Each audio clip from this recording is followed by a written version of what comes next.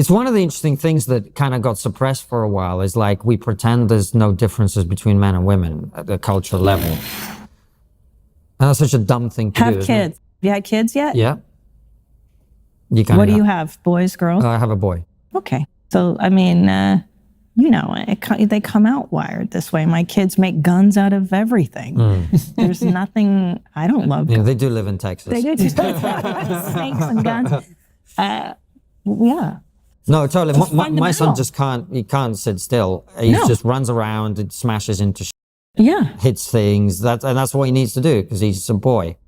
And I get it because I understand that, women have been repressed for so long and subjugated and whatever. And then we got mad and we were like, hey, we're going to do it. And now there needs to be a come to Jesus again with the two of us. It's just too out of balance. And I think women have forgotten what their value is, being feminine. There's so much power in the feminine. There's so much power in being a mother and a woman. That's being devalued. It's too bad. I don't want to do what my husband does, especially after having cancer last year.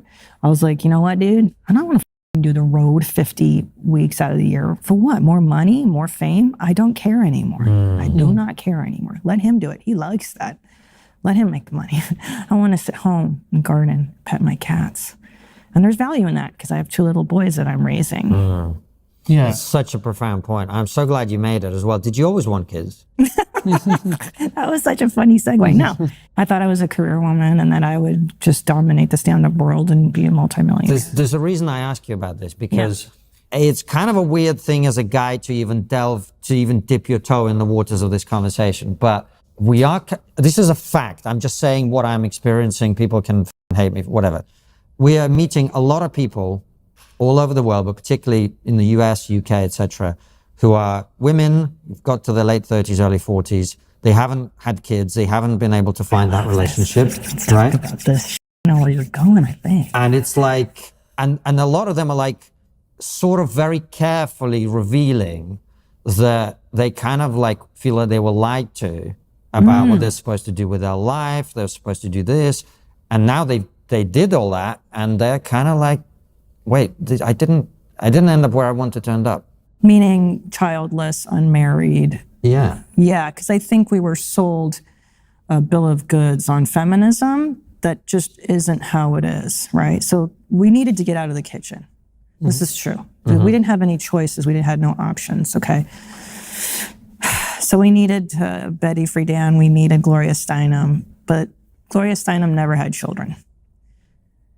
And that's the piece of feminism that is missing from all of this is motherhood. How does that fit in? And how does marriage fit in? Because we figured out how to become independent of the system, kind of. But is that really what we all want? Is to be outside of a system that has worked historically for thousands and thousands of years, and there's a biological drive to reproduce. And I think, too, if you spend, and then this is just practical, I'm going to be 50 in June, and if I had daughters, this is what I would tell them. Find the guy you're going to marry in your 20s. That's when Tom and I met, and if you're banging all of these dudes and you're wasting your time on the apps, having meaningless sex for your 20s, your 30s, and now you go, okay, I'm going to settle down. Now I'm going to get serious about finding a man. Well, guess what? All the first draft picks are gone. Because the good guys got married in their 20s and early 30s. And who's left over? You're like, oh, there's this one weird guy that's never had a girlfriend. And, so especially biologically, that's a lie. Women have to adhere to their biology. We can't have babies, really, in our 40s unless we have medical intervention, which I did. I'm totally open about that because I did the career thing first. And then I did motherhood. I have, if I had to do it over again, I would have said, I don't know about this career thing. I'll let my husband make the money. And I would have had 10 more kids. If I were 10 years younger, I would have had more. Yeah. Really? I love it. Because I think that's the meaning of this existence, is to love your family and love. What else is there? Fame? Who gives a shit? I'm going to be dead. No one's going to remember me in a few years, right? Who remembers Benny Hill? Do you guys even know who the that is? Yeah, of course. He's a legend. But I don't think about him as often as I think about my son. You know what I mean? Yeah. Yeah. Yeah. Yeah. But then again, the societal pressure for women is much less to achieve. We just have to be attractive and thin and young. You guys have to be rich and successful. Tall. Yeah. At least 2 of the 3. At least 2 of the 3. Yeah, you could, yes, exactly. You could be ugly and rich. That's fair enough. But thanks for looking at me whilst you say that.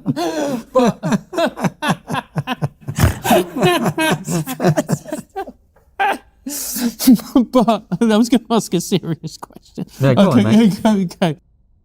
But you know, it seems that women have been sold a dud. Yeah. And it's only now that they're waking up. And I really hope that we're going to have an honest conversation about this, because the number of women that I've spoken to, these are really smart women, career women, lawyers, whatever it may be. And they're unaware of their own biology because they weren't taught it in school. No one explained to them, hey, if you want kids, the best time to have it is probably in your mid-20s. Yeah, biologically, yes. Yeah. Emotionally, Yeah. You know, I'm actually relatively happy that we had our son in our late 30s, because the parent that I am is like, 20-year-old me was a idiot. Yeah. Right? 30-year-old me was an idiot. I'm still kind of an idiot, but but less so over time. Yeah. So there's probably some kind of middle ground. It just feels like what I see is a lot of women are getting to that age, and they're just realizing that the thing that they thought they were supposed to focus on is not the thing that makes them happy. 100%. And if you say that, you're going to get crucified by the feminists. Yeah. But that's why people don't say it. I was just thinking about this morning on the toilet. I'm so excited that we're talking about this. You were thinking about this? I was this morning. Why are you thinking about it? Because, like I said, I've been through a major illness. I've been through 2 kids. I've had fame. I've had money. I've traveled. I've done a lot of shit. And now in my 50s, I'm going to go, okay, well, what is it? What is it? What's the work here? Is it to be happy? What does that mean? Was it about the stuff? Was it about getting famous? No. And I'm getting lost in my own sauce. What did you say before? Sorry. I just said, why were you thinking about it on the toilet? Because it's, what's the point? Like, what does make women happy? Sorry, that was it. What makes women happy? And I was thinking on the toilet, well, what makes me happy is, unfortunately, or fortunately, the traditional things. And now, had I said that to my 20-year-old self, I would be horrified, because I was a good feminist and I fought my way through comedy and I did all the clubs I wasn't. I'll show you, I'll be the best female comic. And I carried this anger that compelled me for 20 years, right? Mm-hmm. And then I became a mom, and I got humbled by illness. And then I was like, okay, so what makes me happy? I know what makes me happy. I can't speak for all women, but is there something to my biology, to my essence? Possibly. Do we know what makes all men happy? I don't. Yeah, we do. Yeah. Steaks, blowjobs, football, yeah. I mean, I'm not that into football, but yeah. The other. But I think too, it's like it was the male ideal of success that ruined women. It was this idea that in order to become equal, we had to be like you.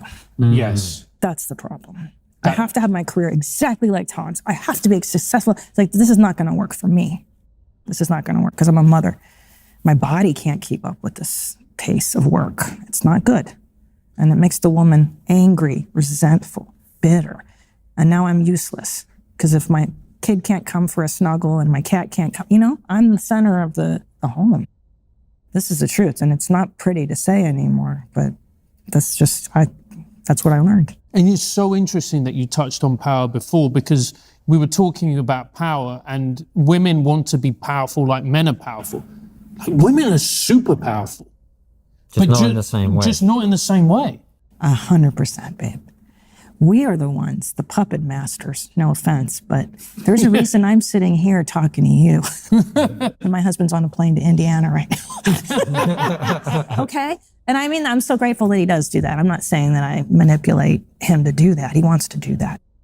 But yeah, women's lives can be fantastic if you let the guys just do their own, let them do it.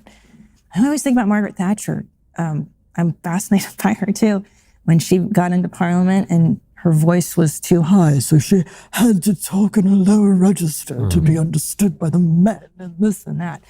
To be taken seriously. Seriously. She had to masculinize herself. And like, okay, maybe that's what she liked, but at what cost to her spiritually? I don't know. I don't know her. I don't know. She didn't seem terribly happy. She seemed to work a whole lot. Maybe that was her secret to happiness. And it's also as well, and I'd love to get your opinion on this, there's the whole kind of sex positive thing. And there's part of me that goes, that's just an idea from a dude who's like, let's be free. 100%. Polyamory is not a female invention. Do you know what I mean? No, and behind that, there's some dumb bitch on TikTok going, and I love being polyamorous. It's the best thing for us. I get my partner. I will say this, and again, this is very controversial too. Spiritually and physically, it is not good for women to be promiscuous. I couldn't do it, and I put it this way: like a guy blasts a load into you. Think about that. Like just a dude blasts his load into you. Like, who are you, bro? That you're just gonna dump your clip in me? And then like, I would carry the biological responsibility of that. It just seems rude for just some stranger to dump his semen inside of me, and I should thank him for that? Like, who the are you, bro? More respect. Like, what happened to like, no, court me. You got to court me. Take me out for dinner. At least take me out for dinner. And then maybe I'll you, you know? But coffee date, isn't that what people are doing? Coffee dates now? And I don't know. Francis is the one that's dating. Francis, are you dating? I am dating. Okay, so tell me. You dumping clips? This is going to be a great clip, by the way. So this is what I found very interesting about the apps. It's that I call it Nescafe dating, which is like when you meet someone in real life, IRL, as the kids say, whatever it may be. IRL. Yep. Yeah. You get to know each other. You're like, oh, I like her. She's nice. Can I find a way like we can, like, let's say you work together. Let's sit down, let's talk. And, you know, on a Tuesday, you might have a snatch of a conversation. You're about 20 minutes like, oh, she's really cool and she likes this stuff. And then next week, you know, she's at the water cooler. So you're like, okay, let's go and talk. And gradually over time, something builds and you realize that you have in common, you have shared memories, shared experiences, and something blossoms. Yes. Whereas when you do the app, you're like, okay, we're going to meet here at this time and whatever else. And then you sit and you have this conversation. And if you're good at having a conversation, you know ways to make it work and whatever else. And then, but it's very superficial. It's like a tree with no roots. Whereas if you meet someone organically and it blossoms over time, it has roots, which means that when there's challenges that come, there's things that hold it in place, which an instant app or whatever, it simply doesn't. That's true, and you're less likely to blow that person off because I hear it's really common to just kind of forget somebody that you've started an interaction with, and then you're like, oh, whatever. That's Absolutely. So rude. It is. And it wouldn't happen in real life, IRL, if you were you saw that bitch every day, and you're like, what's up, Henny? Where have you been? Exactly, because there's consequences to your actions. And because when we see someone online, huge. we kind of, they're an avatar. They're not a real person. They're just like a little... That's so scary, dude. I'm glad I got married at 20.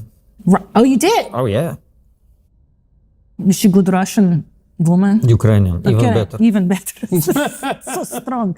Oh, good. Yeah. Yeah. It's the best. It's the best. See, because my Hungarian mother, she told me this stuff. That the woman you have to find this early because nature comes in cycles. You have to do things in the time. And that wisdom, this ancient European wisdom, is not being handed down. Or maybe women aren't telling their daughters, like, no, dude, the guy doesn't want the girl who every guy in the village has taken a ride on. That's slut shaming. I know. And I've got friends that are sluts, and I shame them. Right. To their faces. Well, see, you say the mothers are not telling the daughters. I don't know. Is it that, or is it that I don't know. A, the daughter maybe not listening, A. Yeah. And B, the daughter's going to school Yeah. where she's being told, no. You need to do this. Yeah, This it's is what part of your rights. This is what everyone's doing. Yeah. Right. And then you've got cultural influence, and then you've got TikTok. I know. So you put all that together, and like, because see, and then the other weird thing is this has become political. Like what you're saying, what we are talking about is like right wing, right? And I'm like, what? How did that happen? Yeah. What, like getting married and having kids while it's like, so that you have the rest of your life together, and that's political? That makes sense. I know. Somehow it got switched because I always considered myself a 90s liberal.